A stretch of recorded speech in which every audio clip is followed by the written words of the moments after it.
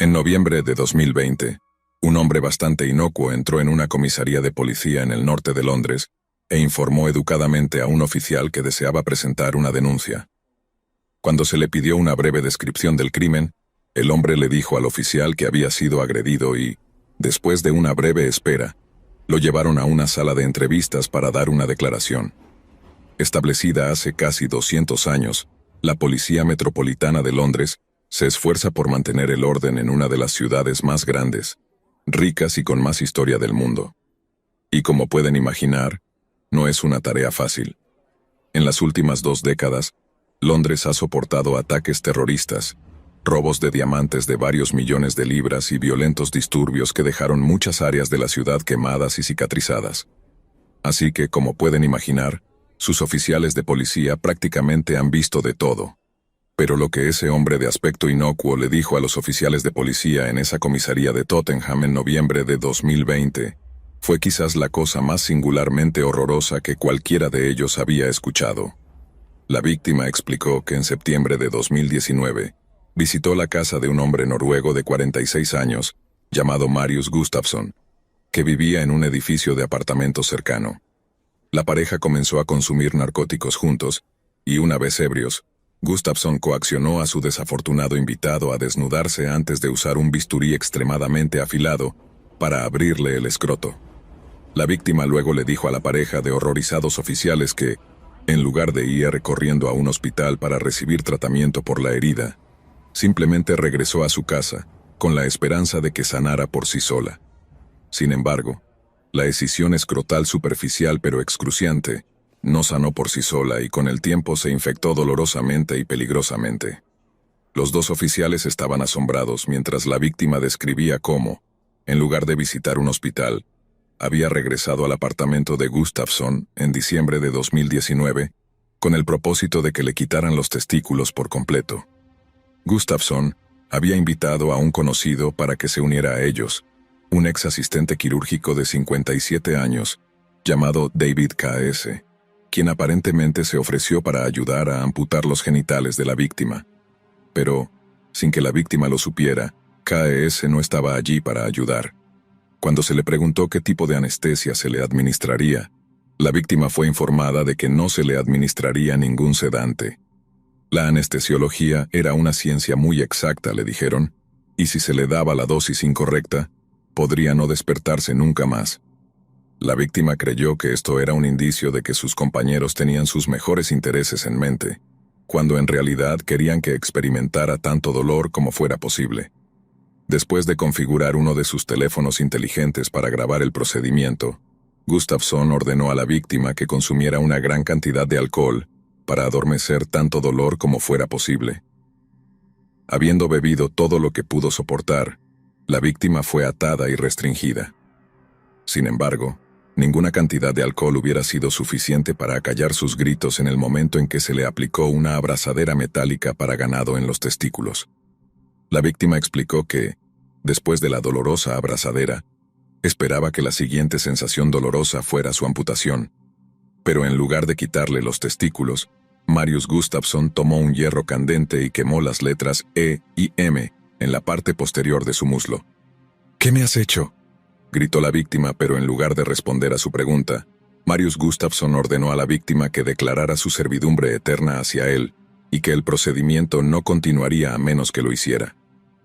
Desesperado por poner fin a su sufrimiento intolerable, la víctima gritó en sumisión, declarando a Gustafsson como su señor y maestro de por vida. Pero el hombre mismo no estaba satisfecho. Obligó a la víctima a proclamar repetidamente su subyugación hasta que finalmente Gustafsson ordenó al asistente quirúrgico que comenzara su trabajo espantoso. Fascinado por el fornido escandinavo, K.S. dio un paso adelante con un bisturí afilado y, a la orden de Gustafsson, cortó profundamente en los genitales de la víctima. Sin embargo, en el proceso de quitar el primero de los 2 testículos de la víctima, K.S. pareció revertir su curso de acción previsto. En lugar de quitar los testículos de la víctima, los volvió a meter en su escroto abierto y luego cosió la herida con varias puntadas irregulares. Horrorizada, la víctima exigió que el asistente quirúrgico completara el procedimiento, pero le dijeron que la operación había comenzado a salir mal. No está claro si esto es verdad o si Gustafsson había dirigido a KS a mentirle a su aterrorizada víctima, pero lo cierto es que pronto se le ordenó a la víctima que abandonara el apartamento de Gustafsson y, por una buena razón, obedeció. Cuando se le preguntó por qué había regresado al apartamento de Gustafsson en lugar de buscar atención médica, la víctima explicó que el noruego era tanto intensamente carismático como astutamente manipulador. Habiendo conocido por primera vez a Gustafsson mientras sufría de una depresión extrema, se dijo que el noruego había cautivado a la víctima de la misma manera que un líder de culto podría cautivar a un potencial seguidor. Luego, una vez que la víctima estaba firmemente bajo su hechizo, Gustafsson lo introdujo en el mundo de la llamada modificación corporal. La víctima llegó a conocer a varios de los miembros del círculo íntimo de Gustafsson, hombres que compartían su enfermiza fascinación por las cirugías amateur. Pero sobre todo, el interés de los hombres parecía centrarse en un procedimiento particular: la castración masculina. Al principio, el grupo de personas que me presentó fue acogedor y agradable, dijo la víctima, pero en retrospectiva, puedo ver lo manipulador y coercitivo que realmente era. A lo largo de varios meses, Gustafsson y sus seguidores convencieron a la víctima de que sería más feliz después de la eliminación de sus genitales. Se enfocaron en los problemas que tenía con mi identidad de género, dijo la víctima a la policía. Me dijeron que la castración me arreglaría, que era una elección de estilo de vida y que si mi terapeuta preguntaba, debía decir que era mi idea, no de nadie más. La víctima luego se dijo que había roto a llorar mientras describía sus genitales como mutilados, cómo desesperadamente necesitaba la ayuda de un urólogo entrenado, y cómo había estado luchando con el impulso de asesinar a Marius Gustafsson durante algún tiempo. Cuando se le preguntó por qué no había contactado a la policía antes, la víctima explicó que tenía preocupaciones legítimas por su propia seguridad. Afirmó que los seguidores de Gustafsson sumaban decenas de miles y que dirigía algún tipo de culto de castración en línea desde la comodidad de su apartamento en Tottenham. Poco después de que la víctima firmara una declaración, los oficiales de la Policía Metropolitana visitaron a Gustafsson y, tras una búsqueda en su apartamento, encontraron una variedad de parafernalia profundamente preocupante. Varios ganchos de acero conocidos como elastrators, del tipo que se utiliza tradicionalmente para castrar ganado, se encontraron en su propiedad, junto con una variedad de otros elementos sospechosos, incluidos forceps, electrodos, catéteres y bisturíes. Gustafsson fue arrestado, pero al ser detenido, los oficiales observaron que le faltaba una pierna. Se hacen ciertas disposiciones para los prisioneros discapacitados, y los oficiales de policía de Tottenham intentaron hacer que estuviera lo más cómodo posible durante su detención. Pero durante una breve investigación sobre cómo Gustafsson perdió su pierna, los oficiales descubrieron algo espantoso.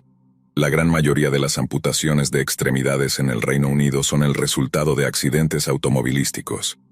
Sin embargo, según su historial médico, la pierna de Gustafsson fue amputada después de que reportara al hospital con una grave congelación.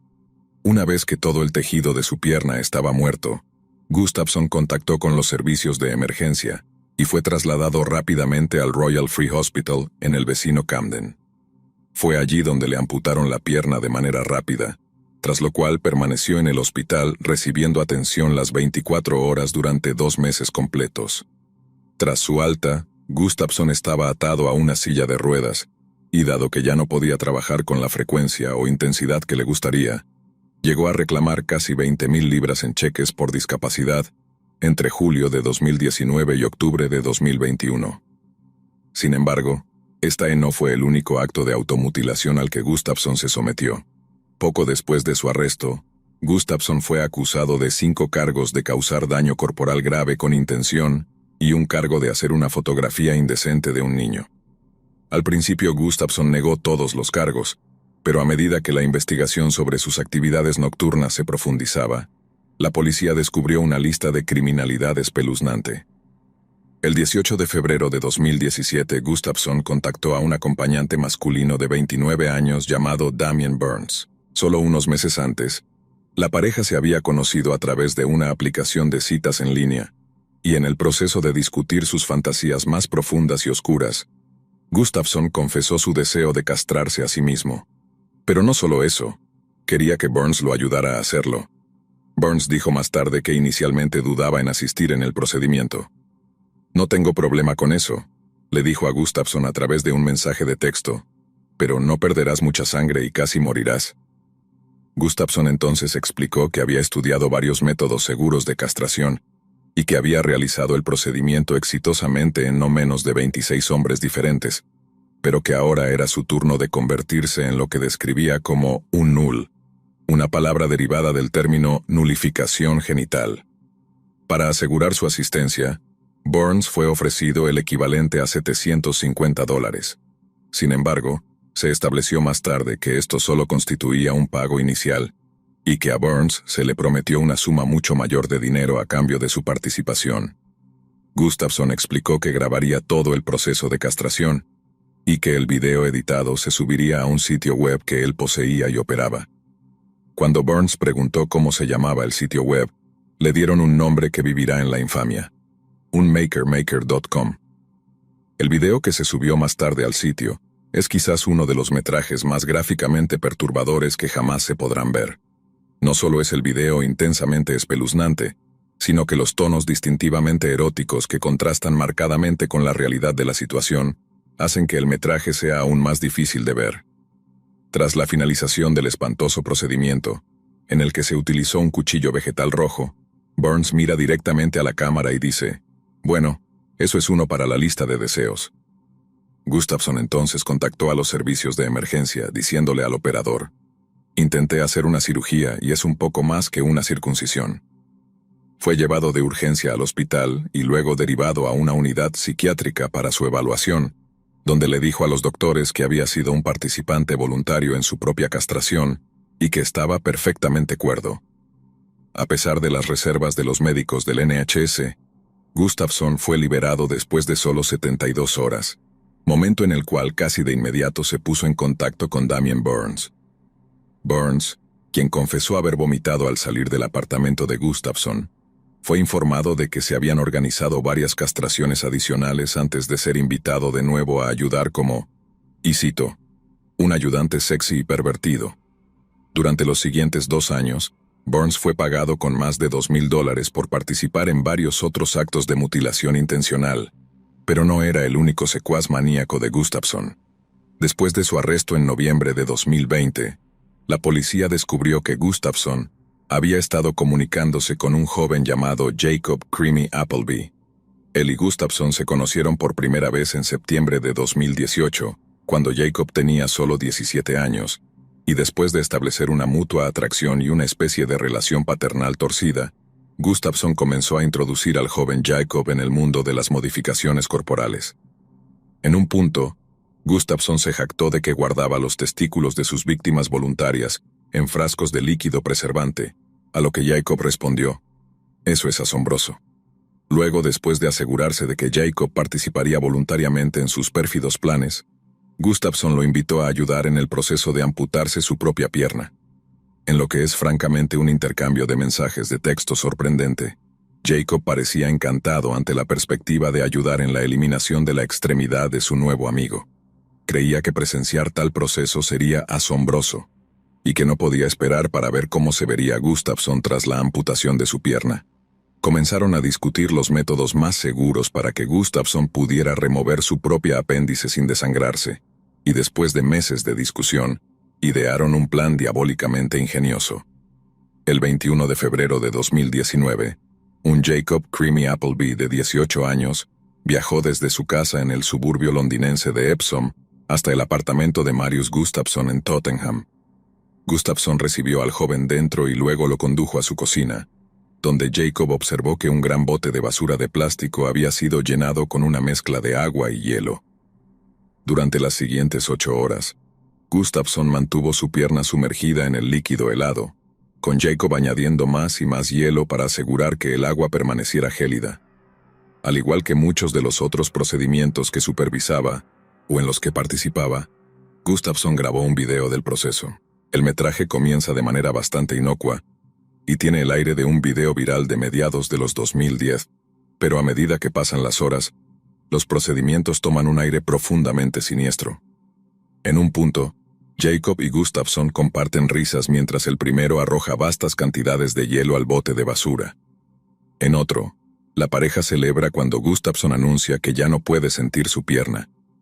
Cuando la magnitud de las actividades de Gustafson se hizo evidente, redadas coordinadas de la policía en Londres, Escocia y Gales del Sur resultaron en el arresto de no menos de 10 de sus supuestos cómplices.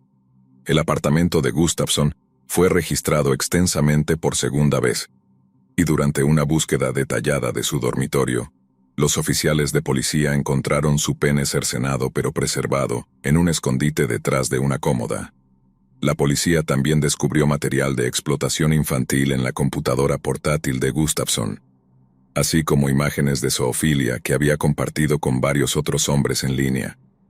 Otros arrestados bajo sospecha de producir videos para un makermaker.com incluyeron a un hombre rumano de 30 años de edad en Gretna, Escocia, quien se dice que estuvo involucrado en 2 procedimientos, a un exmiembro retirado de 64 años de la Royal Society of Chemistry, que fue arrestado en su hogar en Surrey el 2 de febrero de 2022, y que admitió haber participado en un total de 9 castraciones en callejones, así como haber suministrado a Gustafson kits de bisturí y sutura. También se descubrió que guardaba genitales en una caja de mantequilla Clover, etiquetada como setas mordidas. David K.S., de 61 años, estuvo involucrado en 4 incidentes de castración completa, incluyendo el procedimiento deliberadamente mal realizado que resultó en la caída del grupo. Durante 11 años, ocupó un puesto como asistente doméstico en el Servicio Nacional de Salud de Gales, pero no poseía formación médica formal. Janice Atkin, de 39 años, había estudiado brevemente medicina veterinaria y utilizó lo que había aprendido en la eliminación de los genitales de 8 hombres. También fue arrestado en conexión con las castraciones un hombre alemán de 61 años llamado Stefan Scharf, así como el novio de David K.S., de 32 años, Ashley Williams. Damien Burns y Jacob Creamy Appleby también fueron arrestados, con cada uno dando una descripción detallada de cómo operaba el sitio web Unmakermaker.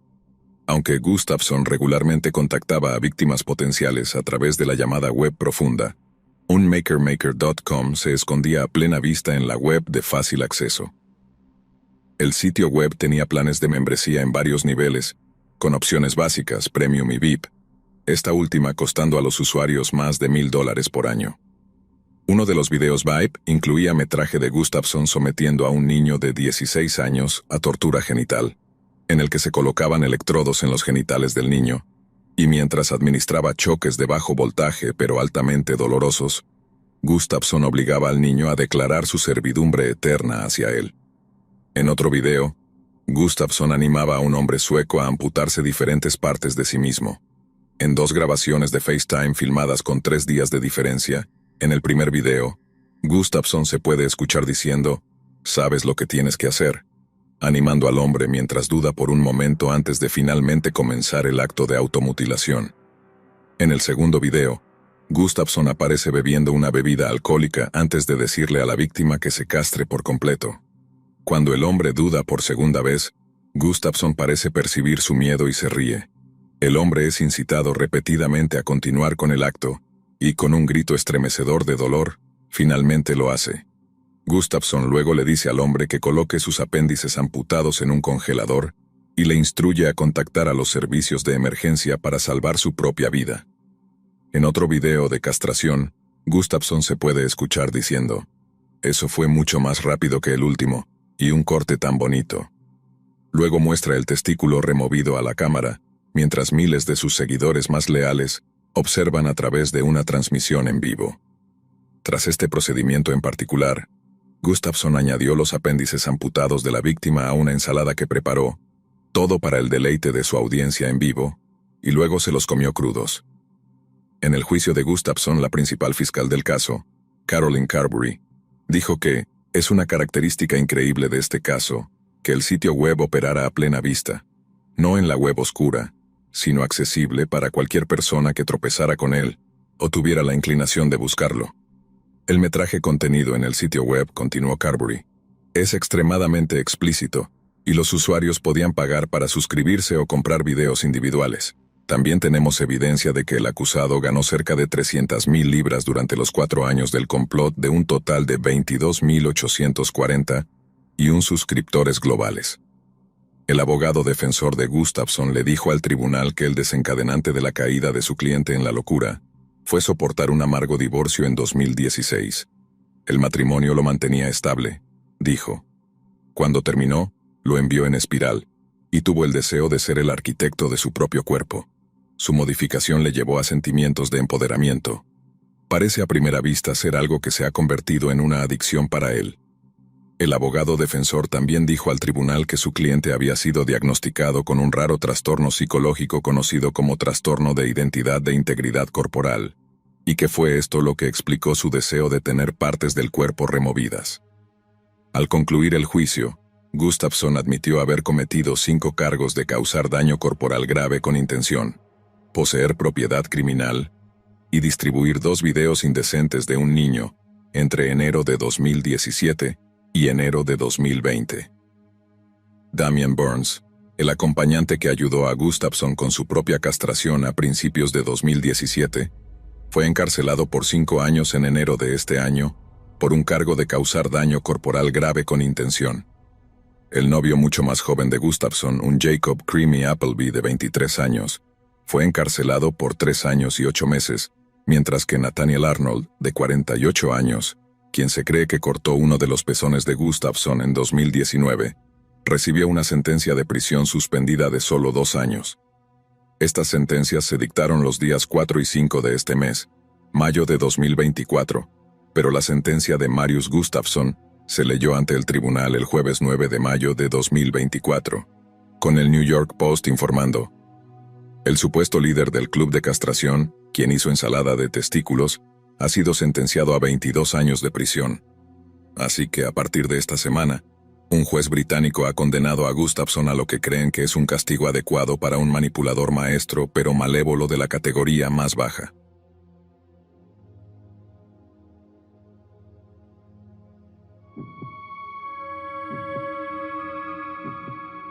En diciembre de 2010, el ciudadano chino Jun Lin llegó a su nuevo hogar en Montreal, Canadá. A sus 31 años, emigró con la intención de estudiar ingeniería informática y le dijo a un funcionario de inmigración: deseo disfrutar de su idioma, sus oportunidades y su aire fresco. 18 meses después, estaba registrado como estudiante internacional en la Facultad de Ingeniería Informática en la Universidad de Montreal y se mantenía trabajando como dependiente en una tienda de conveniencia. Jun había estado casado, pero después de mudarse a Canadá, era libre para perseguir relaciones homosexuales con otros hombres. Su sexualidad había sido un secreto muy guardado en su China natal, y Jun estaba disfrutando de su nueva libertad en la mucho más liberal Canadá. Jun eventualmente encontró un novio, pero después de casi un año de relación, recibió una llamada de sus padres desde China.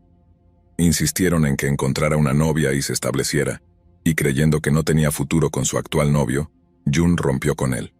Sin embargo, como muchos de nosotros, Jun aún tenía ciertos deseos y para satisfacerlos, descargó Grindr y comenzó a tener encuentros a corto plazo con extraños de ideas afines. Uno de esos extraños era un hombre caucásico alto de 33 años, con cabello rubio sucio y una penetrante mirada eslava. Su nombre real era Eric Clinton Kirk Newman, pero en Grindr se hacía llamar Luca Magnotta. Luca nació en Ontario durante el verano de 1982, siendo el primero de los 3 hijos de Donald y Anna Newman. Su madre era una especie de germófoba y estaba obsesionada con mantener tanto su hogar como a sus hijos completamente impecables. Cuando los conejos mascota de los niños dejaron excrementos en la casa, Anna supuestamente los dejó afuera durante la noche, y a la mañana siguiente, los niños descubrieron que sus queridos conejos estaban congelados hasta la muerte. En 1994, el padre de Luca fue diagnosticado con esquizofrenia paranoide severa. El posterior divorcio de sus padres significó que Luca, entonces de 12 años, se vio obligado a vivir con su abuela Phyllis Jurkin en Lindsay, Ontario. 2 años después, Luca asistía a la cercana secundaria E. Weldon cuando comenzó a desarrollar serios problemas de comportamiento. Su estado de graduación no está claro, Pero lo que sabemos con certeza es que alrededor de sus últimos años de adolescencia, Luca recibió la noticia que su madre y su abuela siempre habían temido. Luca había sido diagnosticado con esquizofrenia. Como resultado del diagnóstico, Luca comenzó a recibir una asignación mensual por discapacidad del gobierno canadiense, lo que significaba que no necesariamente tenía que trabajar. Pero a la edad de 21 años, el joven Luca había crecido inquieto y comenzó a buscar formas de empleo mucho más recreativas. Comenzó como stripper, se graduó como acompañante y luego apareció en varias piezas de entretenimiento para adultos. Luca también apareció en una edición de 2005 de la publicación de estilo de vida gay de Toronto, Fab Magazine, aunque bajo el seudónimo de Jimmy. Pero ese mismo año tuvo su primer roce con el sistema legal canadiense. Luca, que todavía era conocido públicamente como Eric en ese momento, fue arrestado bajo sospecha de fraude con tarjetas de crédito y en su juicio, surgió que había hecho algo profundamente despreciable. En 2006, Luca había solicitado una serie de tarjetas de crédito a nombre de una mujer discapacitada que conocía, y después de engañarla para que firmara los documentos relevantes, acumuló más de $10,000 en deuda de tarjetas de crédito a su nombre. También se rumoreó que Luca había tocado inapropiadamente a la mujer, aunque los cargos relacionados con estas acusaciones fueron posteriormente retirados por falta de pruebas. En su juicio, Luca se declaró culpable y a cambio de su honestidad, tuvo su sentencia de prisión de 9 meses suspendida a favor de 12 meses de libertad condicional. La judicatura fue misericordiosa, pero el público no. Aunque el tribunal escuchó que Luca sufría problemas psiquiátricos significativos, el hecho de que hubiera defraudado tan diabólicamente a una mujer discapacitada vulnerable resultó ser una mancha en su carácter. El nombre de Eric Newman era uno que la gente ahora escupía de sus bocas, por lo que decidió cambiarlo por uno más glamoroso. Sería Luca Magnotta. Poco después de cambiar su nombre, Luca decidió pasar del entretenimiento para adultos a una forma de medios aún más corrosiva y psicológicamente dañina: la televisión de realidad. En 2007, Luca fue concursante en un programa llamado Cover Guy. El objetivo era que 30 aspirantes a modelos masculinos compitieran por $1,000 en efectivo, una membresía de un año en Good Life Fitness Club y una sesión de fotos de moda que aparecería en la portada de Fab Magazine, una publicación gay. Luca no tuvo éxito en su intento, pero como muchos ex concursantes de programas de realidad, se fue con una base de seguidores leales y un hambre de más atención. Se sometió a varias cirugías cosméticas y en febrero de 2008 audicionó para el programa de televisión de Slice Network, Plastic Makes Perfect, una serie que exploraba el mundo de la cirugía plástica en la búsqueda artificial de la belleza. Durante ese mismo periodo, Luca intentó manipular la opinión pública utilizando hasta 70 perfiles diferentes en redes sociales, todos los cuales estaban diseñados para parecer que personas reales eran apasionados seguidores suyos. Un ejemplo algo notorio de esto ocurrió a principios de 2007, cuando el Toronto Sun se acercó a Luca tras rumores de que estaba saliendo con Karla Homolka. Homolka es una asesina en serie canadiense que participó activamente en los asesinatos de al menos 3 niños, incluida su propia hermana, entre 1990 y 1992. Luca negó los rumores, calificándolos de infundados, pero durante una investigación criminal posterior, la policía de Montreal pareció confirmar que la pareja había sido una vez pareja. Sin embargo, cuando los periodistas cuestionaron la veracidad de las afirmaciones de la policía de Montreal, un portavoz del departamento rápidamente retractó la declaración y admitió que habían basado sus afirmaciones en rumores infundados publicados en las redes sociales. Es imposible confirmarlo, pero muchos sospechan que estos rumores fueron generados por el propio Luca, como parte de una astuta campaña de marketing de guerrilla. Sin embargo, hay pruebas perturbadoras que sugieren que la elección de Luca de una novia falsa no fue en absoluto aleatoria. Nina Arsenault, una escritora y artista canadiense de performance que salió con Luca en esa época, dijo que él estaba obsesionado con los asesinos en serie, pero que parecía particularmente fascinado con Karla Homolka, debido al romance asesino que compartía con su esposo Paul Bernardo. Más tarde, afirmó que Luca veía a Homolka como una especie de modelo a seguir, y estaba cautivado por el concepto de alguien hermoso cometiendo actos de maldad pura. No fue hasta 2010 que la búsqueda de fama de Luca tomó un giro verdaderamente oscuro. Ese año subió un video a YouTube titulado One Boy, Two Kittens, en el cual Luca se grababa asfixiando a 2 pequeños animales usando una bolsa de basura y una aspiradora. Más tarde subió un segundo video que mostraba el ahogamiento de un gato en una bañera llena de agua, y luego un tercero en el que alimentaba a un gatito vivo a una pitona hambrienta. YouTube logró eliminar los videos antes de que tuvieran la oportunidad de volverse verdaderamente virales, pero para entonces el daño ya estaba hecho. Muchos instaron a las agencias de aplicación de la ley a perseguir al misterioso asesino de gatos, pero al final fue un grupo privado de Facebook el que se acredita con su identificación inicial, y después de pasar sus hallazgos a la policía de Montreal a principios de 2011, pronto comenzó una investigación. 18 meses después, la policía de Montreal parecía estar completamente inconsciente de que su asesino de gatos vivía justo bajo sus narices, mientras que, por el contrario, Luca parecía estar completamente ajeno a que alguien lo estuviera buscando. Mantenía una vida social activa, continuaba buscando fama fugaz cuando era posible, pero lo más importante es que continuaba reuniendo una congregación en línea de aquellos que anhelaban su nuevo tipo de entretenimiento especializado. El asesinato a sangre fría. Parte de mantener una vida social activa obviamente significaba salir con gente, y uno de los hombres con los que Luca estaba saliendo durante la primavera de 2012 era nuestro estudiante internacional chino, Jun Lin. Jun y Luca habían estado saliendo durante unos pocos meses cuando, de repente, el estudiante dejó de presentarse a trabajar y a clases. Un trío de amigos visitó su apartamento el 27 de mayo, y después de preocuparse cada vez más por la seguridad de Jun, contactaron a la policía y lo reportaron como desaparecido. Una de las primeras cosas que hizo la policía fue revisar las cámaras de seguridad del edificio de apartamentos de Jun, y así fue como descubrieron que la última vez que se le vio fue la noche del 24 de mayo, cuando entró en su apartamento con Luca Magnotta. Se distribuyó una descripción de Jun entre una amplia variedad de servicios policiales canadienses, pero en pocas horas llegó un correo electrónico a la bandeja de entrada del detective principal del caso con el asunto. Urgente. El cuerpo del correo electrónico advertía al detective que lo que estaba a punto de ver sería extremadamente difícil de visualizar. El correo electrónico contenía un enlace a un video subido a un sitio web conocido como bestgore.com.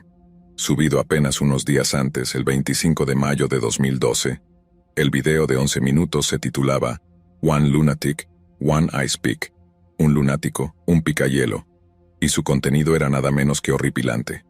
Mostraba a un hombre desnudo atado a un marco de cama siendo apuñalado hasta la muerte con un destornillador y un cuchillo de cocina. El asesino del hombre luego copula con el cadáver del fallecido, corta grandes trozos de su carne, y luego se los da de comer a un perro que espera.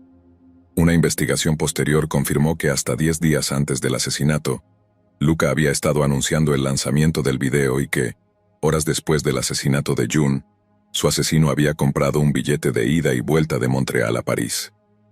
Alrededor de las 11 del 29 de mayo de 2012, un paquete fue entregado a la sede nacional del Partido Conservador de Canadá.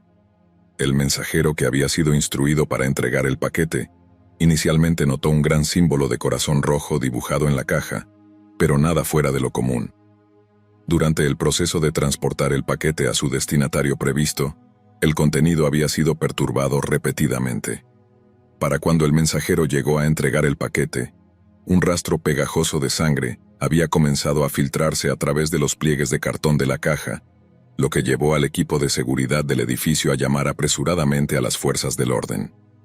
Pasaron horas antes de que llegara un equipo forense a la escena, pero cuando lo hicieron, un oficial con guantes cortó la caja y encontró un pie humano separado dentro, junto con una nota que decía que se habían distribuido 6 partes del cuerpo por toda la ciudad y que el perpetrador mataría de nuevo.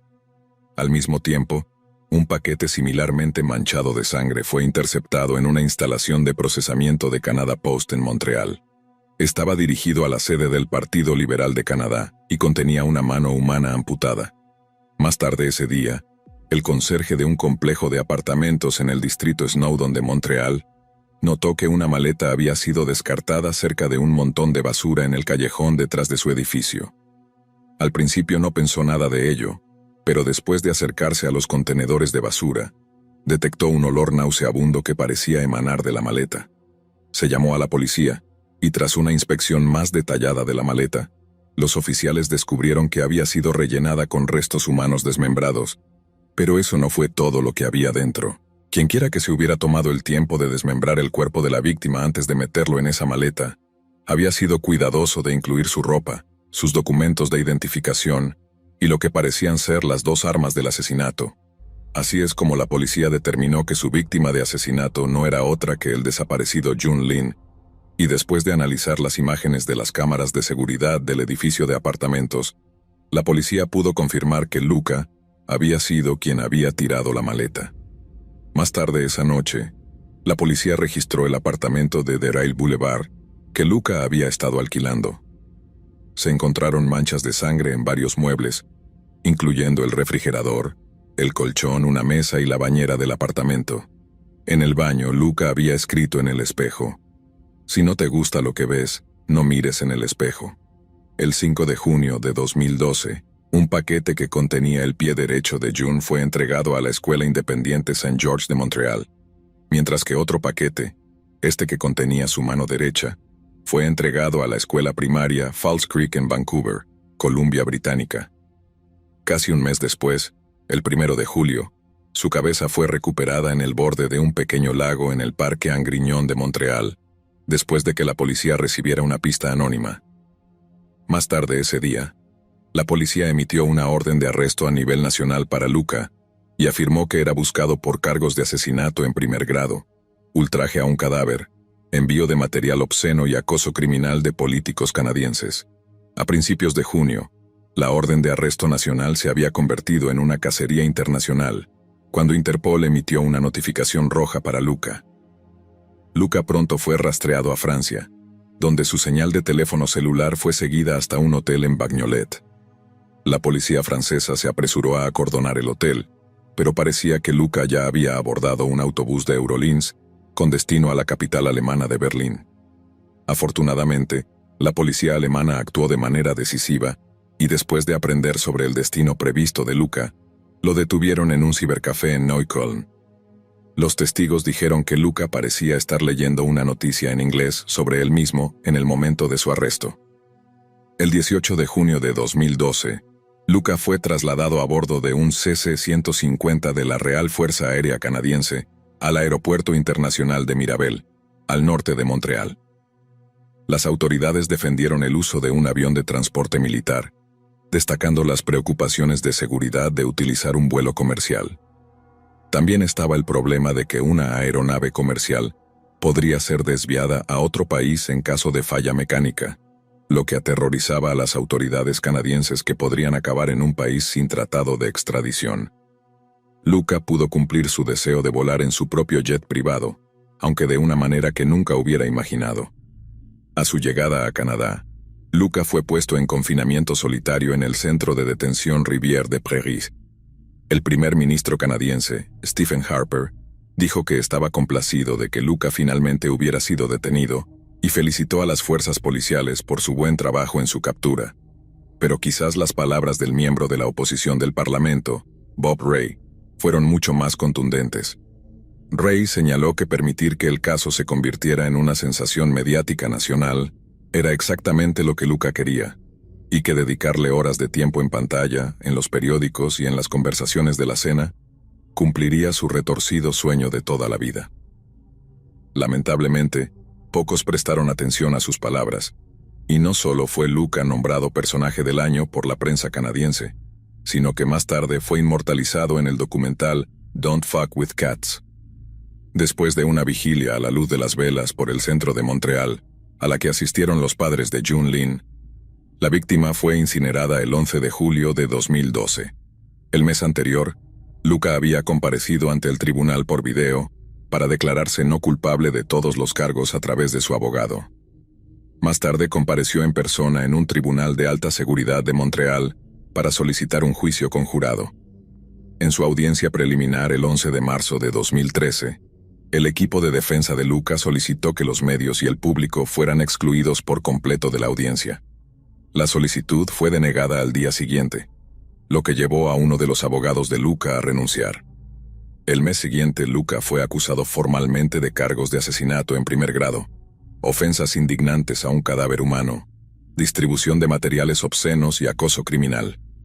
Admitió haber cometido los delitos en cuestión, pero se declaró no culpable por razones de responsabilidad disminuida, que es esencialmente una defensa por locura. El juicio duró 10 semanas, y el primer día el juez presidente instruyó a los jurados que Luca admitía los actos o conductas subyacentes al crimen por el que estaba acusado. Su tarea será determinar si cometió los 5 delitos con el estado mental requerido para cada delito. Las pruebas presentadas ante el tribunal incluían un par de tijeras, 2 cuchillos, un destornillador, una sierra y un martillo, todos los cuales fueron utilizados para asesinar y desmembrar a la víctima. El fiscal argumentó que el asesinato de Jun Lin fue organizado, premeditado, y que Luca actuó de manera intencional, consciente, ultraorganizada, y en última instancia, responsable de sus acciones, mientras que el equipo de defensa de Luca argumentó que estaba en un estado psicótico en el momento de los crímenes, y por lo tanto, no podía ser considerado responsable de sus acciones. El tribunal también escuchó que, mientras determinaban si estaba en condiciones de ser juzgado, Luca le dijo a un psiquiatra que la noche en que asesinó a Jun Lin, un cliente abusivo llamado Manny, esencialmente lo obligó a hacerlo. La confesión desconcertó a los investigadores durante bastante tiempo, ya que muchos habían teorizado que Luca había recibido ayuda para desmembrar el cuerpo o para huir del país. Sin embargo, su afirmación fue demostrada falsa de la manera más inusual. Después de establecer que la obsesión de Luca con el personaje de Sharon Stone en la película Basic Instinct, los oficiales de policía no solo se dieron cuenta de por qué Luca había titulado su video Snuff, One Lunatic, One Ice Pick, sino también por qué había tomado el tiempo de pintar un destornillador plateado antes de usarlo para asesinar a Jun Lin. Luca había intentado replicar el picahielo utilizado en una de las escenas de asesinato de la película, mientras que Manny era simplemente una fabricación basada en el prometido del antagonista, Manny Vázquez. Aunque para algunos esto podría haber sido una señal obvia de locura, la fiscalía argumentó que el uso de drogas ilegales por parte de Luca durante su adolescencia llevó a síntomas que simplemente imitaban la esquizofrenia. También citaron el diagnóstico del Dr. Joel Paris del Hospital General de Montreal, quien afirmó que Luca solo tenía un trastorno de personalidad límite, lo cual no lo descalificaba para el juicio. En resumen, la fiscalía acusaba a Luca de fingir tener esquizofrenia, ya que su defensa se basaba en su declaración de responsabilidad disminuida.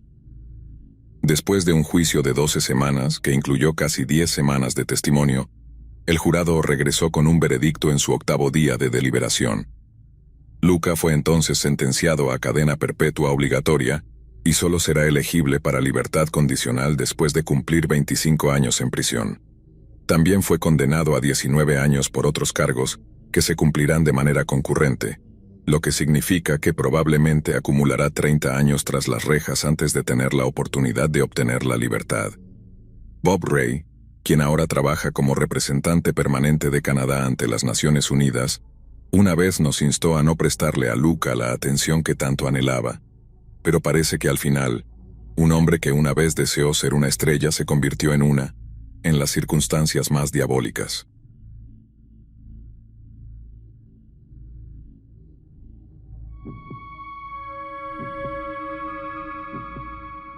A finales de los años 90, el fundador de Microsoft, Bill Gates, dijo que Internet se está convirtiendo en la plaza del pueblo de la aldea global del mañana. Casi 3 décadas después, esta afirmación sigue siendo tan clara como cierta.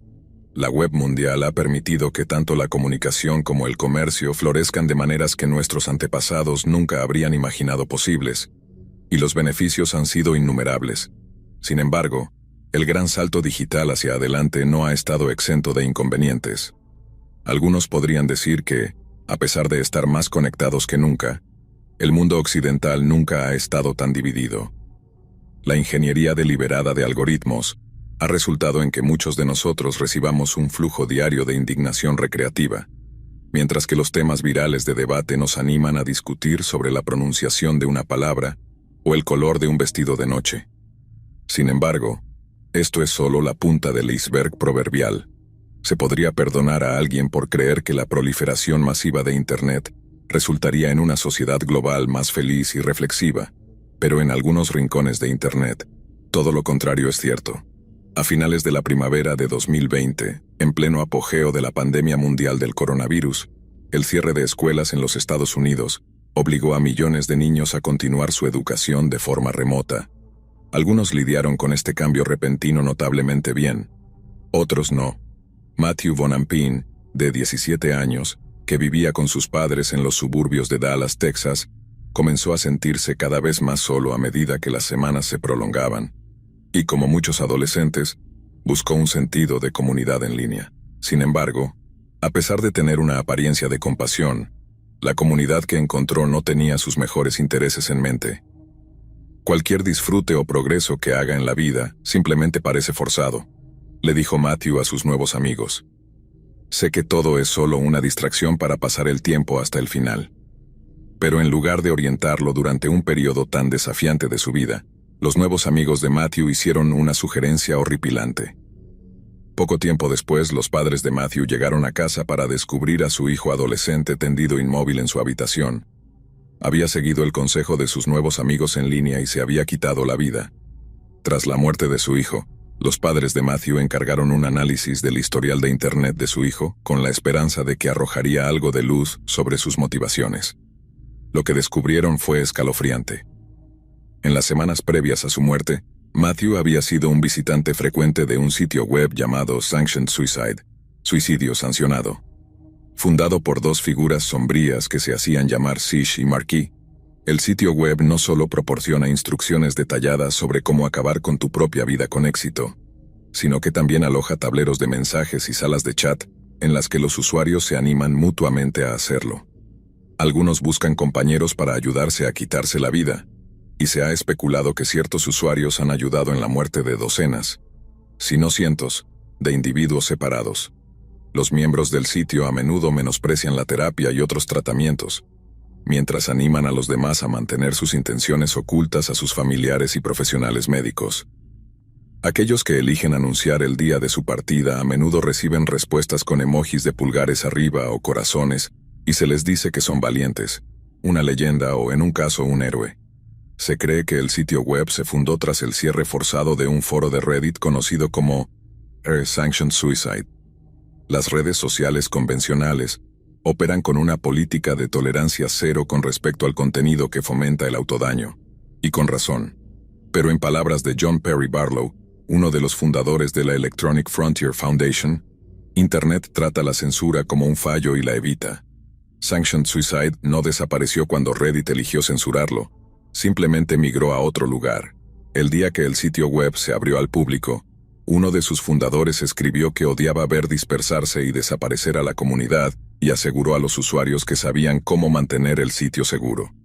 Entre los años 2018 y 2021, más de 500 usuarios individuales publicaron hilos de despedida en el sitio web, anunciando que estaban a pocas horas de quitarse la vida. Después de eso, las cuentas permanecieron inquietantemente inactivas.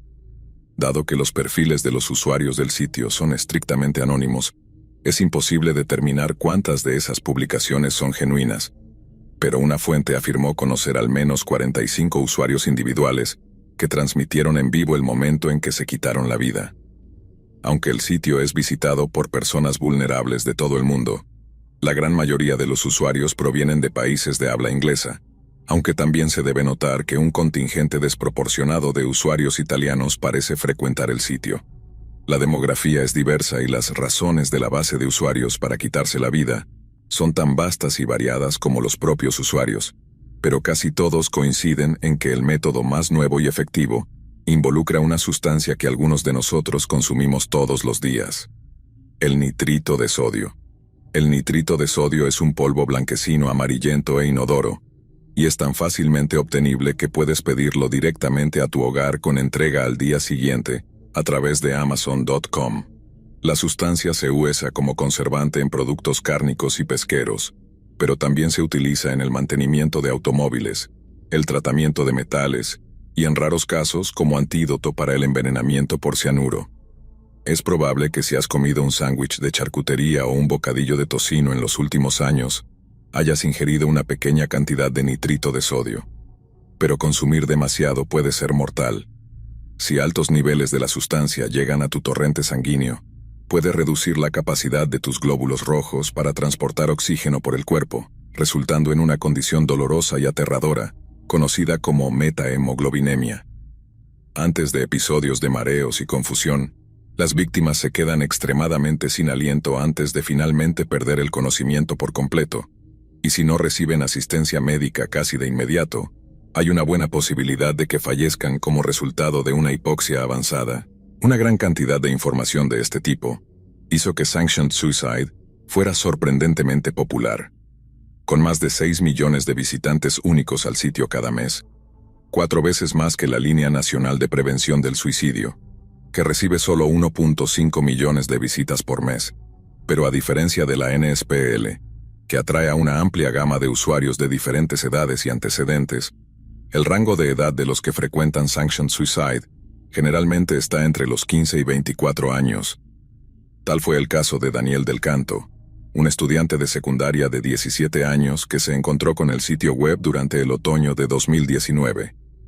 En 2016, cuando tenía 14 años, Daniel comenzó a luchar con pensamientos depresivos y después de confiar en sus padres, se aplicó una combinación de terapia y antidepresivos con gran efecto. Durante los siguientes 2 años, el rendimiento académico de Daniel mejoró drásticamente.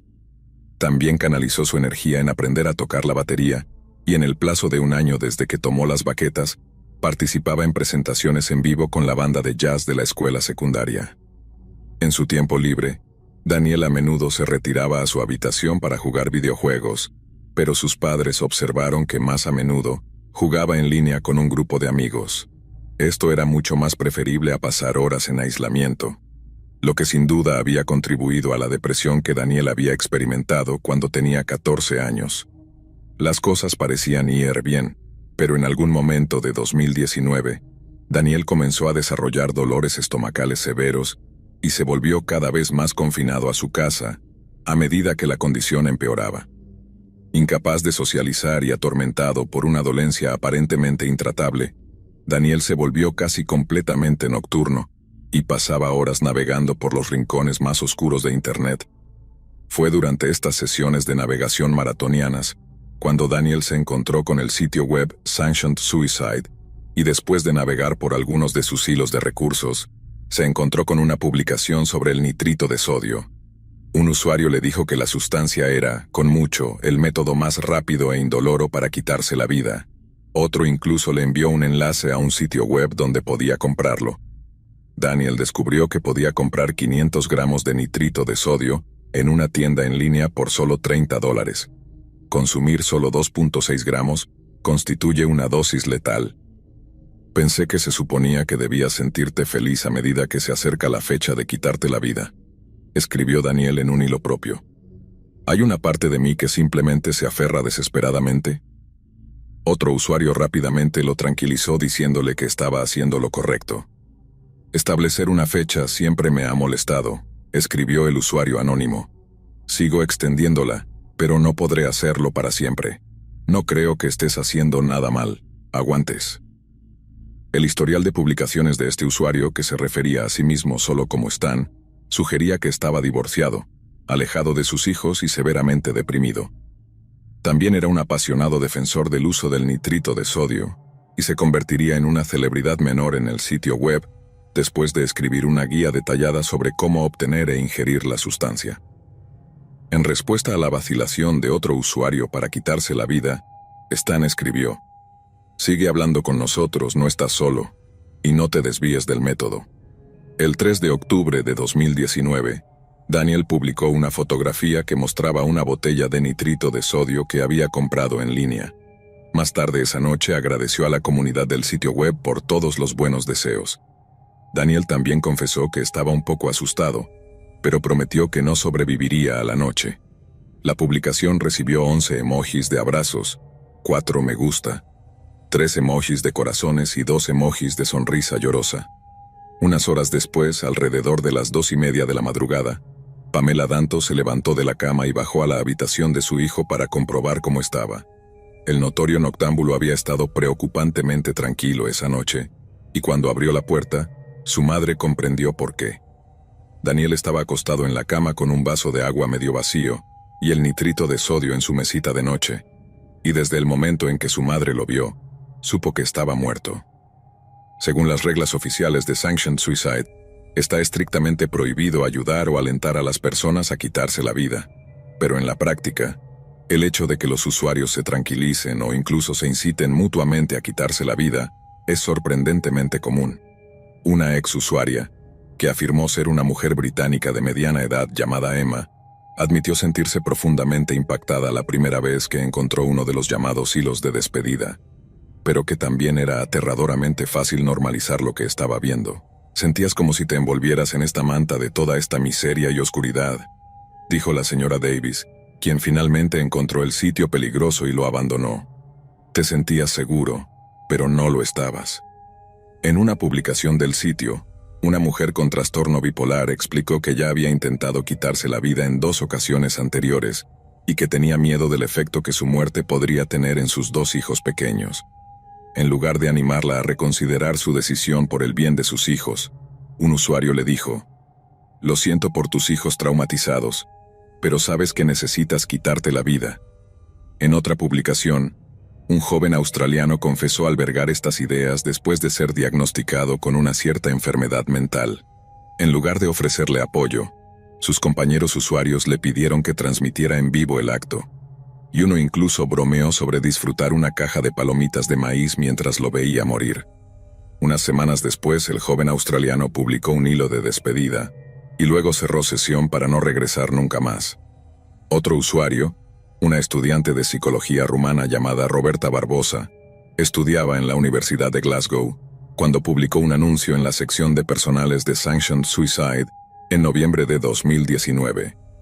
La joven de 22 años le dijo a la comunidad que buscaba a un hombre mayor que le sostuviera la mano mientras se quitaba la vida. Roberta y su novio de mucho tiempo habían terminado recientemente, lo que la llevó a hundirse en una profunda depresión. En su desesperación, buscó en la web y encontró este sitio. «A veces la soledad duele tanto que apenas puedo mantenerme unida», escribió. En pocas horas, un usuario publicó la siguiente respuesta: «Estoy en Glasgow y tengo mucha experiencia con el ahorcamiento. Estaría encantado de ayudarte si lo deseas, sin presiones ni juicios, y podemos hacerlo a tu propio ritmo». El hombre que ofreció su ayuda se llamaba Craig McKinley, y aunque Roberta se reunió brevemente con él en una cafetería local, él no pudo ayudarla a quitarse la vida. Y eso fue porque fue arrestado solo unas semanas después por agredir a 2 mujeres que habían intentado quitarse la vida y a quienes había prometido ayudar. McKinley fue encarcelado más tarde por un mínimo de 2 años y 3 meses tras una condena por conducta imprudente, y también recibió una orden de restricción de por vida que le prohibía contactar con mujeres desconocidas a través de Internet. A pesar del arresto de McKinley, Roberta siguió decidida a quitarse la vida, y su historial de publicaciones reveló un interés creciente en el uso de venenos como su método. Finalmente, en febrero de 2020, Roberta fue encontrada muerta por un vecino. El método exacto no se menciona en ninguno de los informes de noticias en línea, pero dudo que alguien se sorprenda si el forense descubrió una cantidad fatal de nitrito de sodio en el sistema de Roberta. En diciembre de 2019, solo 2 meses después de la muerte de Daniel Del Canto, un forense en el Reino Unido pidió una investigación gubernamental completa después de enterarse de Sanctioned Suicide durante el curso de su trabajo. El gobierno alemán abrió una investigación en un tiempo similar, mientras que la Comisión de Seguridad Electrónica de Australia había estado investigando el sitio durante meses antes de ambas investigaciones alemana y británica. Para noviembre de 2020, el sitio web ganó aún más infamia después de que se revelara que la esposa del parlamentario británico, Owen Paterson, se había quitado la vida durante el verano de los confinamientos tras encontrar el sitio durante un episodio de depresión. En el momento de escribir esto, Italia, Alemania y Australia han aprobado leyes que impiden que los usuarios de Internet, dentro de sus fronteras, accedan al sitio web. Pero como muchos te dirán, eludir tales prohibiciones es tan fácil como descargar e instalar una de las muchas redes VPN disponibles en el mercado en línea actual. Google ya ha comenzado a filtrar ciertos sitios web de los resultados de búsqueda, pero después de la presión de los ministros del gobierno, Un alto ejecutivo se vio obligado a explicar que simplemente no estaba en su poder eliminar cosas de Internet. Los esfuerzos para combatir este sitio web de otras maneras también han sido igualmente infructuosos. Estados Unidos tiene leyes contra ayudar a una persona a quitarse la vida, pero no solo es notoriamente difícil de hacer cumplir, sino que muchos estados aún no han ampliado dichas leyes para incluir la actividad en línea. Además, los operadores de sitios web no pueden ser considerados legalmente responsables por las actividades de sus usuarios, ya que la ley federal los protege de cualquier responsabilidad. Inicialmente, los dos fundadores de este sitio web prometieron resistir cualquier intento de eliminar el sitio. Sish y Markey movieron los servidores de un país a otro, haciéndolos casi imposibles de rastrear, y trabajaron incansablemente para borrar de Internet cualquier rastro de su identidad.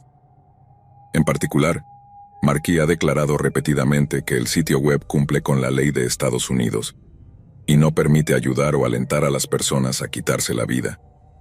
En varias ocasiones, se ha referido al sitio como un foro pro-elección que apoya las decisiones de los miembros de vivir o morir. Al final del día, las personas son responsables de sus propias acciones, escribió Markey, y no hay mucho que podamos hacer al respecto. Markey puede haber afirmado que el sitio web cumple con la ley de Estados Unidos, pero una visita rápida al sitio revela una historia muy diferente. En una publicación fechada el 1 de febrero de 2024, un usuario llamado Zurdo preguntó: si pudiera conseguir una gran cantidad de opiáceos orales, ¿serían suficientes para una sobredosis o mi cuerpo simplemente los vomitaría si los tomara todos? Otro usuario respondió: sí, especialmente en combinación con isotonina. Si no tienes tolerancia, entonces inhalar uno te matará casi con certeza en combinación con benzos y absolutamente en combinación con alcohol. Pero eso no es todo lo que escribió el usuario en respuesta. Continuaron afirmando que poner el polvo en cápsulas recubiertas entéricamente asegurará que pasen el estómago y solo estallen en lo profundo del intestino inferior, mientras que vomitar no es posible. Te advertiré, sin embargo, que la cantidad de euforia te asustará hasta la muerte, escribió el usuario. Serás golpeado por esta ola de placer que es intensamente intensa. Para mí, se volvió exponencial y abrumadoramente insoportable hasta que perdí el conocimiento. Luego me desperté con EMS por todas partes. Me rescataron, pero no quiero hablar de eso ahora mismo.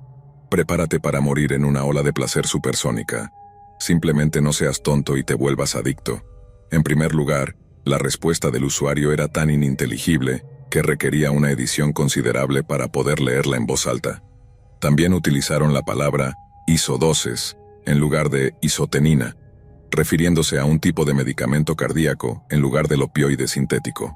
Además, escribieron la palabra inating, una mala ortografía de la palabra insuflate, que significa soplar o respirar con fuerza sobre o dentro de algo. Esto, como estoy seguro de que muchos de ustedes sabrán, no es la palabra correcta para describir inhalar. Esto sugiere que los usuarios son extremadamente descuidados, se comunican mal en un segundo idioma, o son extremadamente jóvenes y están usando tales palabras de manera confiada, pero incorrecta. En segundo lugar, la afirmación de que alguien experimentará oleadas de placer durante una sobredosis de opiáceos es completamente falsa. Las víctimas sienten frío, temblores, somnolencia y náuseas. Pregunta a alguien que haya sobrevivido a una sobredosis de heroína y la palabra placer probablemente sea la última palabra que usarían para describirlo. Esta respuesta constituye un intento directo de engañar y manipular a una persona vulnerable para que se quite la vida, y fue escrita por un adulto malintencionado o por un niño que no tiene idea de lo que está hablando y puede estar recibiendo una emoción retorcida al alentar a otros a suicidarse. En noviembre de 2020, un esfuerzo internacional para cerrar el sitio fue exitoso, al menos temporalmente. Hemos estado planeando esto durante años, escribió Markey en una publicación que subió al sitio. Y estamos seguros de que incluso si coordinan un cierre total al mismo tiempo, lo cual es muy improbable, podríamos estar de vuelta en línea dentro de 24 horas. Sish y Markey luego fueron un paso más allá para asegurar la seguridad del sitio, y comenzaron a tomar medidas drásticas contra cualquier persona que compartiera información de contacto personal. Aparentemente, Esto era para mantener seguros a sus usuarios, pero en realidad, la medida solo impedía que los forasteros identificaran a seres queridos vulnerables y aplicaran medidas de salvamento a tiempo. Si estás preparando tu partida, por favor contacta a un moderador para que podamos ayudarte con los preparativos, escribió Sish. Luego anunció que las cuentas que habían publicado hilos de despedida serían eliminadas después de un periodo establecido. Sish explicó que esto era para proteger la privacidad, pero se podría argumentar que todo lo que hizo fue impedir que las familias de los fallecidos obtuvieran algún cierre respecto a la muerte de sus seres queridos. En otros mensajes publicados en el sitio, Sish dio a los usuarios una idea de sus propias ideas suicidas. No hay mucho que contar sobre mí excepto que nunca he encontrado realmente una razón para estar aquí, escribió. Hay poco que encuentre valioso en esta vida. Marquis también confesó haber entretenido la posibilidad de quitarse la vida y explicó que esta comunidad fue creada como un lugar donde las personas pueden hablar libremente sobre sus problemas sin tener que preocuparse por ser salvados o recibir palabras vacías de consuelo. Marquis ciertamente pinta una imagen santa de sí mismo. Parece ver su mantenimiento del sitio como dar voz a los sin voz. Sin embargo, este sitio web ha estado operando en varias formas durante casi 10 años, y ninguno de los dos hombres se ha quitado la vida. Quizás una mejor pista sobre las motivaciones se reveló en 2019, cuando se descubrió que Sish también dirige un sitio web para los llamados incels. Si bien el término sigue siendo controvertido, el portmanteau incel significa célibes involuntarios. Estas personas creen que son incapaces de atraer a miembros del sexo opuesto, ya sea debido a su apariencia o estatus social, y en lugar de tratar de mejorar, abrazan sentimientos de envidia, resentimiento y retribución. Al igual que el sitio web de Sanctioned Suicide, la comunidad de incels solía congregarse en una subsección de Reddit conocida como un subreddit. Pero en 2017 la comunidad fue prohibida después del tiroteo en la escuela secundaria Aztec. El perpetrador tenía un tatuaje del grupo alfa masculino, que está fuertemente asociado con la filosofía incel en la llamada manosfera. Parece que en el resurgimiento de la prohibición del subreddit Reincel, Sish aprovechó la oportunidad para crear una vez más lo que él llamó un hogar para los marginados, y se opuso a la censura digital en una primera publicación apasionada en el sitio web. Pero en una entrevista sobre el tema, Sish dijo que gran parte de la discusión en torno a los incels era un combustible para el suicidio. ¿Significa Sish esto en un sentido verdaderamente negativo, e intenta que su sitio web incel sea una especie de refugio en un mar de desprecio, o da una idea de un motivo alternativo y mucho más siniestro, uno que implique la creación de espacios en línea donde la negatividad sea la moneda? Marquis ha negado vehementemente haber cultivado un espacio donde los niños puedan estar expuestos a información y contenido extremadamente dañinos. Explicó que sus sitios web requieren que los usuarios marquen una casilla confirmando que tienen 18 años, pero en la misma frase, dijo que nunca implementaría políticas que requirieran compartir formas físicas de identificación, como pasaportes o licencias de conducir. Marquis también señaló que en el sitio hay enlaces a líneas de ayuda para el suicidio, así como otros recursos de salud mental, pero nuevamente destacó que los usuarios que solo se involucren en el hilo de recuperación, el único lugar en el sitio que tiene un atisbo de positividad, probablemente recibirán una prohibición permanente o una suspensión por intentar disuadir a otros de quitarse la vida. Marquis luego desestimó los intentos de cerrar su sitio web como la típica tontería provida, y dijo que estaría dispuesto a defender sus puntos de vista y acciones en un tribunal de justicia. Nunca prevalecerán con la censura, escribió, y lucharemos contra cada uno de sus intentos de hacerlo. Si las personas quieren cambiar, si desean la automejora, básicamente toda la web es para eso. Pero si somos honestos, no todos tienen una salida. Finalmente, en enero de 2021, un vicepresidente senior de una empresa conocida como Epic recibió una llamada telefónica. La compañía vende dominios a varios sitios web, y la llamada era de nada menos que Sharon Love, la madre del joven de 17 años mencionado anteriormente, Matthew Von Ampin. Sharon imploró al vicepresidente, Robert Davis, y le pidió que eliminara permanentemente SanctionedSuicide.com de sus servidores. Davis luego se puso en contacto con Sish y Marquis con la esperanza de que asegurar su cooperación resultaría en un entendimiento mutuo. Pero después de una larga conversación, David emitió la siguiente declaración: los propietarios del sitio carecen de empatía, compasión o intención de utilizar adecuadamente la plataforma para el bien futuro, dijo antes de anunciar que los servicios del sitio serían terminados de inmediato. Los críticos celebraron, pero en unos pocos días el sitio volvió a estar en línea. Simplemente cambió su nombre a sanctionedsuicide.net, el mismo dominio en el que se encuentra hoy. En el estado de Missouri, la policía fue contactada por un amigo de un hombre que se había quitado la vida usando nitrito de sodio. Después de buscar en el teléfono celular del hombre alguna pista sobre sus motivaciones, el amigo descubrió que su amigo fallecido había sido un visitante frecuente del sitio Sanctioned Suicide. No solo los compañeros del sitio le habían indicado dónde comprar la sustancia que terminó con su vida, sino que también lo guiaron en el proceso de ingerirla en el momento en que sucedía. Al haber llegado al llamado hilo de despedida antes de que Sish o Marquis tuvieran la oportunidad de eliminarlo, el amigo del hombre fallecido se horrorizó al descubrir que mientras él moría, los usuarios del sitio en realidad celebraban su desaparición prematura. Naturalmente, el amigo furioso del fallecido buscó retribución legal, pero el caso resultó imposible de procesar. El detective que manejó el caso en Missouri afirmó que sin ninguna evidencia física de que alguien lo asistiera para quitarse la vida, no hay posibilidad de llevar el asunto a juicio. Es cierto que en junio de 2017, Michelle Carter, de 23 años, fue condenada por homicidio involuntario en Massachusetts, después de instar a su novio a quitarse la vida. Pero en el caso de Missouri no tenían forma de descubrir los nombres o direcciones de los involucrados. En 2011, un detective de St. Paul, Minnesota, ayudó a condenar a un hombre por ayudar en el suicidio de alguien que había conocido en línea. Estoy convencido de que hay personas inteligentes ahí afuera con placa que podrían manejar este tipo de crimen en Internet, dijo el ahora retirado William Hayter. Pero como está, simplemente no estamos equipados para lidiar con ese tipo de delito cibernético. Según el Centro para el Control de Enfermedades, la tasa de suicidio ajustada por edad en los Estados Unidos aumentó un 33% entre los años 2000 y 2020.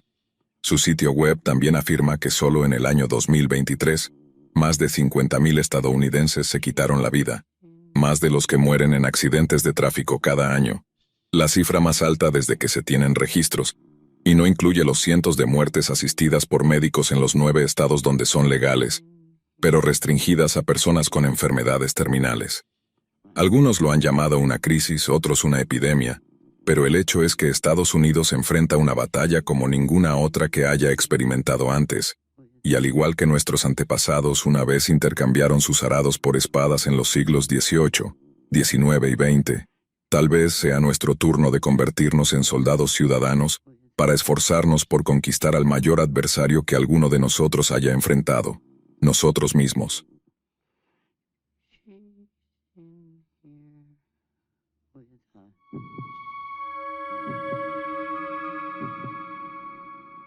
Siempre he sido un adolescente inquieto, buscando nuevas formas de hacer dinero fácil para financiar mis hobbies y salidas con amigos. Era el tipo de chico que se dejaba llevar por la curiosidad y la emoción del momento, sin pensar demasiado en las consecuencias.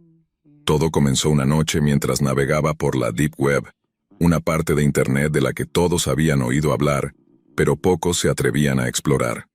Había oído historias de gente que había encontrado todo tipo de cosas ahí, desde mercados negros hasta foros de conspiraciones. Para mí, era solo una aventura más, una forma de escapar del aburrimiento de mi vida cotidiana.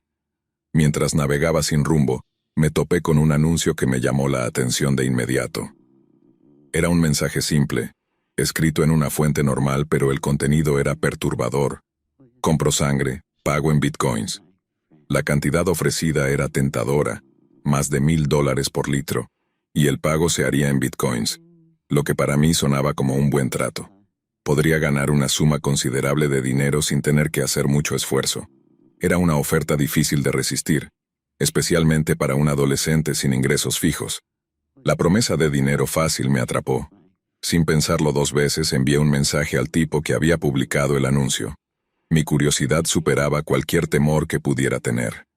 El hombre respondió rápidamente, lo cual ya de por sí era extraño.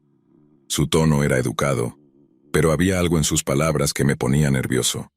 Aceptó mi oferta de venderle 500 mililitros de sangre por $500 sin dudarlo.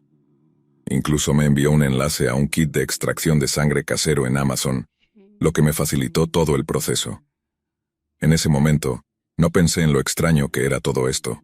Solo veía el dinero fácil que estaba al alcance de mi mano.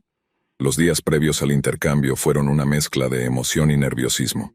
Nunca antes había hecho algo así, y la idea de extraerme sangre para venderla a un extraño en la Deep Web me parecía algo salido de una película de terror. Pero la promesa de dinero fácil me empujaba a seguir adelante. Decidí no arriesgarme demasiado y dejar el frasco con mi sangre en la puerta de la casa de mi vecino de enfrente, pensando que así podría evitar cualquier conexión directa conmigo. La noche del intercambio llegó y mi corazón latía con fuerza mientras observaba desde mi ventana. Una camioneta negra se detuvo frente a la casa de mi vecino, y un hombre alto, de aproximadamente 1,90 m, bajó del vehículo. Llevaba una gabardina negra y un sombrero que ocultaba gran parte de su rostro. La escena era casi irreal. El tipo se acercó al frasco, lo recogió y, para mi horror, lo destapó y bebió la sangre allí mismo en plena calle. La visión fue nauseabunda y aterradora. Apenas podía creer lo que estaba viendo. Poco después, recibí una notificación en mi celular. Era un mensaje del hombre, agradeciéndome por el delicioso frasco y solicitando 1,5 litros de sangre para la próxima semana. La suma de dinero ofrecida era aún mayor esta vez, y a pesar del creciente sentimiento de que algo andaba terriblemente mal, la tentación era demasiado grande. Accedí, diciéndome a mí mismo que esta sería la última vez, que después de esto cortaría todo contacto con él. Durante la semana que siguió, me sentí atrapado en una espiral de paranoia y remordimiento. Cada vez que pensaba en lo que había hecho, una sensación de culpa y miedo me invadía. Sabía que estaba jugando con fuego, pero no podía evitar sentirme atraído por la promesa de dinero fácil. Finalmente, el día del segundo intercambio llegó. Una vez más, dejé el frasco en la puerta de mi vecino y observé desde mi ventana.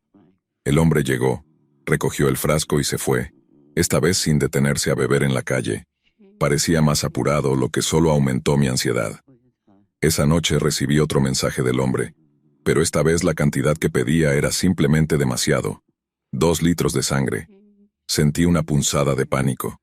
Sabía que donar esa cantidad de sangre era peligroso, incluso potencialmente mortal. Tragué saliva y con manos temblorosas le respondí que no podía hacerlo, que era demasiado para mí. Esperaba que él entendiera y aceptara mi decisión. Pero no fue así. Su respuesta fue fría y amenazante, sugiriendo que encontrara otra manera de cumplir su pedido, o que sufriría las consecuencias. El día en que debía entregar la sangre llegó, y el miedo en mi interior había crecido hasta convertirse en una bola de terror puro. Desde mi ventana vi cómo la camioneta negra se acercaba una vez más. Pero esta vez, no había ningún frasco esperándolo. Observé con el corazón latiendo violentamente cómo el hombre bajaba del vehículo y se dirigía directamente a la puerta de mi vecino. Tocó el timbre, y cuando mi vecino abrió la puerta, el hombre lo agarró por el cuello y comenzó a asfixiarlo. Los gritos de mi vecino eran desgarradores, y el miedo me paralizó. No podía moverme, no podía gritar, estaba completamente petrificado. Los gritos de auxilio atrajeron la atención de los demás vecinos, quienes, afortunadamente, llamaron a la policía. Cuando los oficiales llegaron y entraron en la casa de mi vecino, se encontraron con una escena que parecía sacada de una película de horror. El hombre había atacado a mi vecino y lo había mutilado, dejando su cuerpo destrozado en la sala de estar. Pero lo más perturbador fue encontrar la cabeza de mi vecino en la ventana, con una nota escrita con sangre que decía: 2 litros para la semana que viene. La visión era grotesca y surrealista, algo que nunca podría borrar de mi mente. Me sentí invadido por una culpa y terror indescriptibles. El hombre fue arrestado y llevado bajo custodia, pero el daño ya estaba hecho. La noticia se esparció rápidamente, y aunque intenté mantener mi anonimato, la historia causó un revuelo en mi comunidad. Nadie podía creer que alguien pudiera llegar a tales extremos por sangre. La policía y los medios de comunicación lo describieron como un individuo profundamente perturbado. con una obsesión insana por el consumo de sangre. Decían que había actuado de manera impulsiva y violenta, movido por una especie de locura que no podían entender del todo. Desde entonces, he vivido con el constante temor de que ese hombre o alguien como él vuelva a buscarme. La culpa y el arrepentimiento me consumen, y cada día me pregunto cómo pude ser tan ingenuo y codicioso. Ahora, cada vez que escucho un ruido extraño en la noche, me sobresalto, temiendo que sea él, regresando para reclamar lo que cree que le pertenece. La paranoia se ha convertido en mi compañera constante. No puedo dormir bien. Siempre estoy mirando por encima de mi hombro, esperando lo peor. Hasta el día de hoy no sé quién es ese tipo. No conozco su nombre, su historia, ni las verdaderas razones detrás de su macabra obsesión con la sangre. Lo único que sé es que, según su última amenaza, volverá el próximo mes en busca de más sangre. O peor aún, puede que intente secuestrarme para extraer toda la sangre que quiera. Vivo en constante estado de alerta, sabiendo que mi seguridad nunca será la misma. Esta es mi advertencia para cualquiera que piense en explorar las partes más oscuras de la Internet, en busca de ganancias fáciles. El precio puede ser mucho más alto de lo que jamás podrían imaginar. Por favor, ayúdenme. Necesito salir de esta situación, pero no sé cómo. No sé a quién recurrir porque temo que cualquier movimiento en falso podría provocar su regreso. Esta historia es mi forma de advertir a otros y, tal vez, encontrar una manera de escapar de este horror. Si alguna vez consideras hacer algo similar, piensa 2 veces. Algunas puertas, una vez abiertas, nunca pueden cerrarse de nuevo.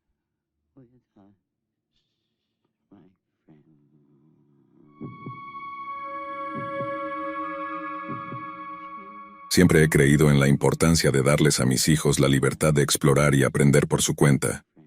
La crianza es una tarea compleja, y he tratado de encontrar un equilibrio entre ser un padre comprensivo y mantener cierta autoridad. Mi hijo mayor, Santiago, ha sido siempre un joven responsable y equilibrado, mientras que Lucas, el menor, siempre ha tenido una inclinación por los desafíos y la aventura.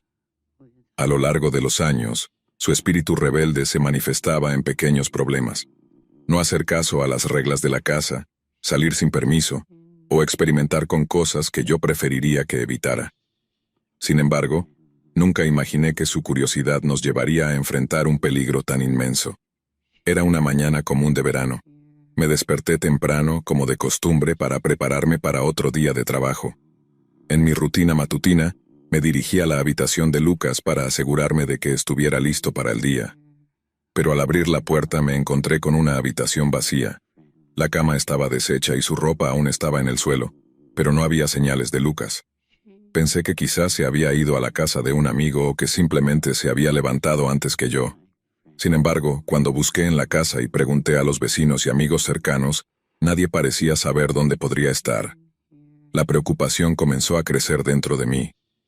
Lucas había desaparecido sin dejar rastro, y cada minuto que pasaba sin noticias suyas intensificaba mi ansiedad. En un esfuerzo desesperado por encontrar alguna pista, decidí revisar su computadora. Era una de esas cosas que solía hacer de vez en cuando para asegurarme de que estuviera usando Internet de manera segura. Encendí el ordenador y me dirigí directamente a su perfil. Esperaba encontrar algún mensaje reciente, una pista sobre dónde podría estar, pero no encontré nada de eso. La bandeja de entrada de sus correos electrónicos estaba vacía. No había mensajes de texto y sus redes sociales no mostraban ninguna actividad reciente. Mi angustia se convirtió en desesperación cuando me topé con una carpeta en el escritorio llamada Estudios de Verano. Lucas había sido un estudiante promedio, con calificaciones que no sobresalían pero que tampoco eran alarmantes. Por lo tanto, el nombre de la carpeta me pareció extraño. Decidí abrirla para ver qué contenía. Dentro encontré otra carpeta con el nombre Los Chicos Malos, un nombre inquietante que me hizo sentir un escalofrío. Al abrir esa carpeta, descubrí un programa que no reconocía, un navegador con un icono peculiar. Llamé a Santiago para que me ayudara a identificarlo. Santiago llegó con el rostro preocupado. Cuando vio el navegador, me explicó que se trataba de un acceso directo a la Deep Web, una parte oculta de Internet conocida por albergar actividades ilegales y peligrosas. Me dijo que era un espacio en el que la gente podía comerciar con todo tipo de cosas, desde drogas hasta identidades falsas, y que era un lugar extremadamente peligroso. La revelación me dejó helado. Nunca había pensado que Lucas se involucrara en algo tan oscuro. Sin embargo, el hecho de que hubiera un acceso directo a la Deep Web en su computadora indicaba que estaba explorando estos peligrosos territorios. Decidí seguir adelante y explorar el navegador con Santiago. Navegar por la Deep Web fue una experiencia inquietante. El diseño de los sitios era sombrío y desconcertante, con un aire de ilegalidad que se sentía casi tangible. Nos encontramos con varios sitios web que ofrecían todo tipo de productos y servicios cuestionables. Después de varias búsquedas y con el corazón latiendo con fuerza, encontramos un sitio que transmitía videos en directo. La imagen en la pantalla era borrosa y distorsionada, pero pude distinguir que mostraba a un grupo de hombres alrededor de un niño atado a una silla. La angustia me invadió cuando vi que el niño tenía una capucha que le cubría el rostro. La transmisión estaba acompañada por un chat en vivo, donde se estaban realizando ofertas para comprar al niño. La sensación de horror y desesperación se apoderó de mí al darme cuenta de que el niño era Lucas. La imagen de mi hijo atado y desprotegido era más de lo que podía soportar. Los hombres en el video comenzaron a recibir ofertas para la subasta. La primera oferta fue de $1,000, pero el monto fue rápidamente superado. Cada nueva oferta parecía aumentar mi terror, mientras veía cómo la subasta alcanzaba cifras cada vez mayores. Desesperado por salvar a mi hijo, decidí intervenir. Ofrecí $30,000, esperando que fuera suficiente para asegurar su liberación. Pero pronto, me di cuenta de que la subasta seguía subiendo.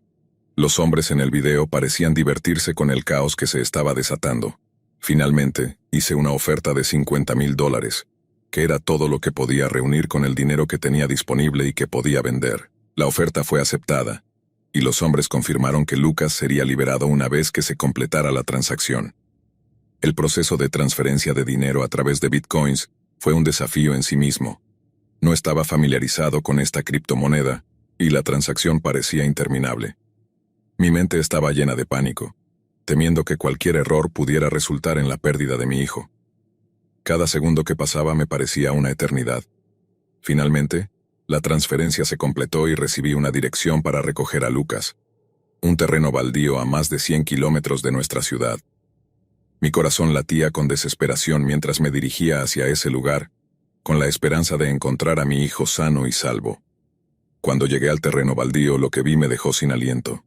El lugar estaba desolado, con un ambiente siniestro que parecía resonar con el eco de mis temores. Allí estaba Lucas, sentado en el suelo, con una expresión de miedo y agotamiento. Corriendo hacia él, lo abracé con todas mis fuerzas, sintiendo un alivio inmenso al tenerlo de nuevo en mis brazos. Lucas estaba en shock, su cuerpo temblando de miedo y debilidad. Llamé a la policía inmediatamente explicando la situación mientras intentaba consolar a mi hijo. La angustia de no saber cómo reaccionar, de sentirme impotente, fue abrumadora. La policía llegó rápidamente al terreno baldío y se encargó de la situación. Investigaron el área, pero no encontraron a los secuestradores ni evidencia que los condujera a ellos. La experiencia había sido un verdadero desafío emocional y físico, y aunque Lucas estaba a salvo, el trauma estaba lejos de sanar. Decidimos mudarnos a una nueva ciudad para protegernos y asegurar nuestra seguridad. La computadora de Lucas fue destruida, y nos aseguramos de eliminar todas nuestras cuentas en redes sociales y cualquier otra presencia en línea que pudiera exponer a nuestra familia a futuros riesgos. Ahora vivimos en un lugar nuevo, tratando de reconstruir nuestras vidas después de este evento traumático. La experiencia nos ha dejado cicatrices profundas, y el miedo de que los secuestradores puedan regresar o que puedan buscar a Lucas de nuevo, persiste en nuestra mente.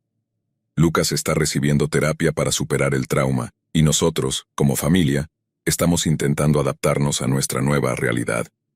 Este evento nos ha enseñado una lección dura sobre los peligros ocultos de Internet y la importancia de proteger a nuestros seres queridos de las amenazas invisibles que acechan en las sombras digitales.